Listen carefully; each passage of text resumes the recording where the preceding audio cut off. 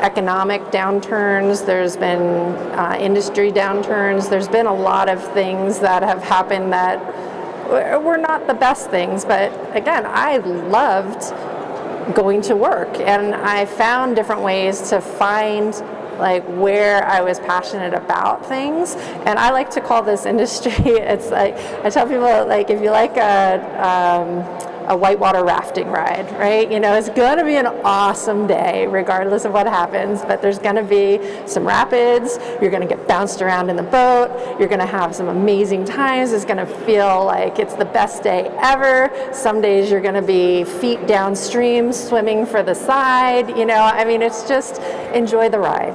It's a great ride, but yes, you have to figure a way around it sometimes. Most definitely, most definitely. Now, I'm going to get the audience ready for a segment we're going to go into. And Tanisha knows, we sort of did this when we had the interview of the pilots yesterday. Think of one word you'd like to pass to the pilots, and they will use that word to align it to something in aviation. Okay? And then you'll get the flow, right, as we go through it. But it's up to you guys to keep us flowing, right? Okay. Before we get to that, being a woman is awesome. Oh my goodness, right? Being a woman in leadership is very, very awesome. It comes with its ups and its downs, right, as well. Tell us a little bit as far as being female in leadership in aviation. Oh, man. Well, I guess as a captain, I better go first, right? So, you definitely, that's not a lot of women in the career field. So, be prepared to be around a lot of men a lot of times. And what I would say is, while you want to fit in, don't lose yourself. Don't try and be one of the guys just to fit in. Be yourself, and always be confident. So I told a group of students the other day, when I was coming through pilot training, I used to always come into a room, and the first thing I would do is I would check the room to see if I was, you know, the only. Like, am I the only woman here? Or am I the only black person here? Or am I the only black woman here?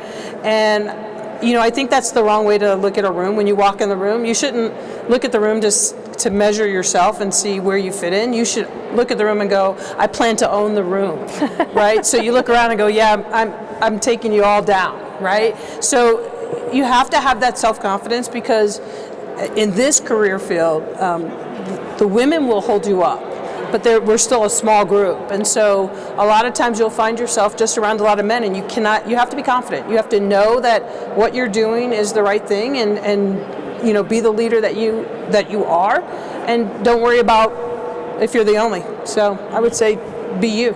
Yes, yes. I'd agree with that. She said that perfectly. Yeah, yeah. And honestly, I really feel like when you exude confidence and you're just looking for, you know, who is it that you mesh with? Find those people, you know, male, female, you know, whoever. Just do your job well. If you do your job well, that's going to carry you far. yes. And it's knowing yourself, right? I'm in this position because I'm wise. I'm in this position because I know how to handle it. I'm in this position because I'm the best at doing what I do. You have to own that for yourself, right? Absolutely. Yes. So, okay, here is where you get to drive the conversation. Who thought about that word? Okay. Family. Okay, family. Being a part of the Delta family. We all come together. We all create a family where we're able to speak and talk to each other, whether it's not only the pilots, but the flight attendants, the gate agents, and the passengers are now our family. And we have to engage with our passengers as if they are our family. And we want to make sure that our family knows that we're going to take care of them as we get them from destination point A to point B. And that's what I think of family. Or every time you go to work, your family's like, you're going away again. Or they might be like, hey, you're going away again. You know, it depends. But you can definitely raise a family when you have this job. It's a little more challenging, but it can be done. I have twin 22-year-old girls, so it takes an effort, but it's definitely not a showstopper to be a pilot and have a family. And for me, I get to live where I want to live, which is around the mountains. All of my family is on the East Coast, so I bid all of my trips to go through and see my family when I go to work. So it allows me to live the lifestyle that I want to live and yet still be very close with my family. And that's also having the job work for you. Right. There you go. Absolutely. There you go. Okay, give us another word. Say it again. Professionalism. Oh, man. All right. Okay, Captain. Well, so you think about professionals, like, a lot of people think football player, baseball player. Yeah, those guys make a lot of money for a very short period of time. But professional pilot, this is the professional pilots when you get to the major airlines. And it's really about every day going to work and walking through the airport, and people look at you and immediately they look up to you. They count on you. Their lives are in our hands. So we are the best professionals around. Mm-hmm. Love it.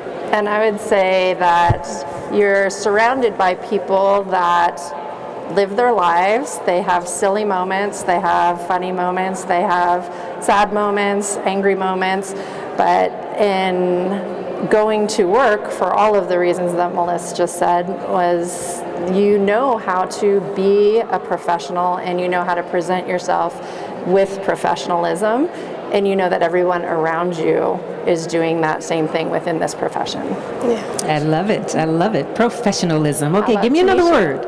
Tanisha? Wait. Oh, Tanisha, I'm sorry. Go, girl. Yeah, and all the amount of training that we went through from 0 hours all the way up, and having to maintain all that training every day.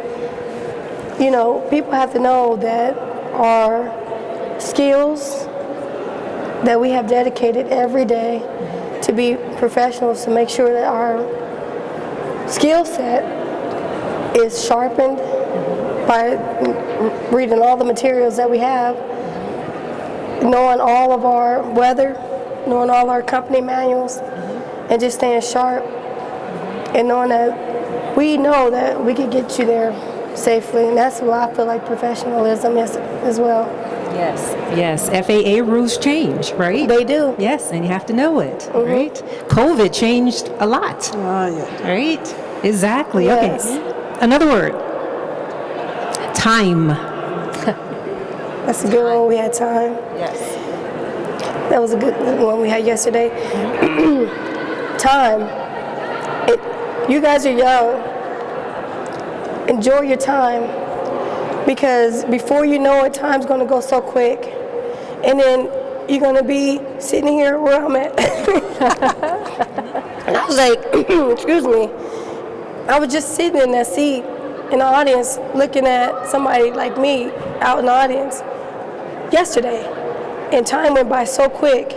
So if you could take the time and enjoy your flights, even if it private pilot or commercial or instructor, just take your time and enjoy life.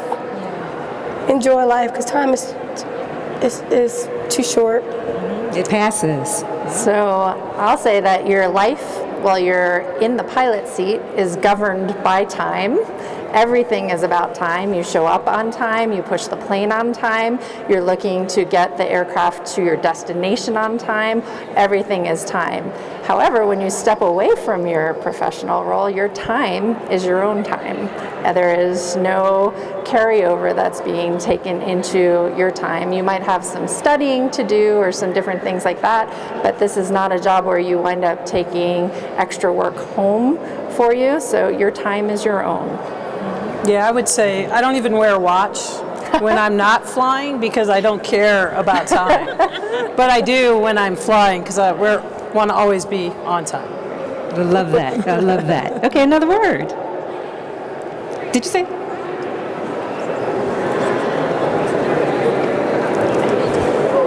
They took your word? Okay, how about happy? I'm happy to come to work every day. I'm happy to be here to represent Delta, Shades of Blue, and all young ladies who inspire to be a pilot. I'm happy to be here. I'm happy to enjoy life. And I'm just happy to meet these two ladies who are now my forever friends. Yep. Great. Even if she is at the wrong airline. I know. A little competition Might there. be able to get her though. Little competition going on. Happy. I don't know. I go to work. I'm up in the sky. I'm above the clouds. I'm pretty happy. That's, I'm pretty happy. And so for me, I only have about 6 years left in my professional career, and so the happiness that I'm getting now is I do recruiting for United, so I'm happy to get you hired at United and everyone else, because I want the airline to grow and to have really great pilots, and I want other people to have the experiences that I've had. So my happiness comes from extending that opportunity to others. That's great. Very good. Were you whispering a word right there? Oh, that was your business card. You said recruiting. Yes, definitely. I have one. It's not one word, but what makes you say, yeah, that's me? Let me do that again? Yeah, that's me. Just knowing that the whole journey that you just been through and you finally made it, that's what, you put this uniform on, it's like, okay, I did it. And that's what makes me, go like that. And then not only that, all the ladies, young ladies in the airport that looks up to you and like, just give you that eye. There's ladies in the airport, we all look at each other and we go, yeah. We all see you. And we're just proud of each other. And it just kind of boosts that level of confidence in us all. Yeah. Gosh, I don't know. I think for me, I have a young niece who sometimes when I'm around her or her friends or like in an environment such as that, and people will say, "Are you a pilot?" And that to me is kind of, I think, along, like I did that, and they're excited about that, and that's a moment to share, a moment to know that you're encouraging someone else, a moment to know that you got here and you did it. And I think those are the moments. I would say for me, it's probably. There's only about 7% of all professional pilots are women, and less than 1%, like not even, it's negligible, black women pilots. We don't even register on the scale. And at United Airlines, we have somewhere in the neighborhood of about 25 black women pilots, but 8 of them are black women captains, and that's more than any other airline in the entire world. And so that's when I go like this, because I know the 4 stripes on a black woman is a pretty big deal. Yes. How about you're the first black woman at United too? That just makes me old. So I was the first black woman captain at United. I wasn't the first black woman pilot at United. So. Only captain, right? First captain. Yeah. All right, let's see. Any more questions from you guys? Yes. I've been running into this lot the past month. It's been like I can't hear her. male pilot can see that you're inexperienced and they try to test you on what you know and belittle you a little bit. How do you get past that? Because I've been running into a lot of that, and it's Let it roll off. yeah. Just keep doing your job well. Yeah. Let it roll off. Because I was just like, I've been getting challenged, and it's like, I'm still inexperienced, so like, you shouldn't expect me to know this anyways. And then they use that against me, and it's just been a little discouraging. Tell them you're going to look it up for them, or tell them, hey, let's look it up together. Or this is where you find the answer in the book. Why don't you look that up for us? Yeah. That's a good way to always get them. You bring up the books and you say, well, that's a good way that you put it. But in the book it says, and always black and white always wins the argument. Mm-hmm. So if you could point it out in black and white, sometimes lips close. So Throw the book. Throw the book at them. Yep. That's a But great don't let it ruffle your feathers. I mean, just let that part roll off and go right to, let's look it up. I will say this though, always work hard. So if you're always prepared, you will never feel that way. You know, you're not expected to know everything. No one knows everything. And so, and everyone makes mistakes. So if you don't know something, you fess up, you say, I don't know that, but I'm going to look it up, and here's where I'm going to try and look it up, and I'm going to find the answer. Or I'm going to go to Google, because Right. Google knows everything. But if you study hard and you work hard, you will never feel like I'm not prepared, because you know you prepared. So once you're prepared, have that confidence. Hi. Hi. So you said that less than 7% of pilots are women. And I've been really grateful to be a part of women in aviation and surround myself with other female aviators. But how would you say your airlines, so Delta and United, are encouraging inclusivity and diversity? And would you say that you still face challenges when it comes to being a woman in aviation? So, all right, I'll go first. Sure. Okay. So United's making huge strides to encourage women to get into this industry, be a part of this industry. I think that as women, I mean, we know this is a great field for women in many, many ways. So we encourage each other as much as we can.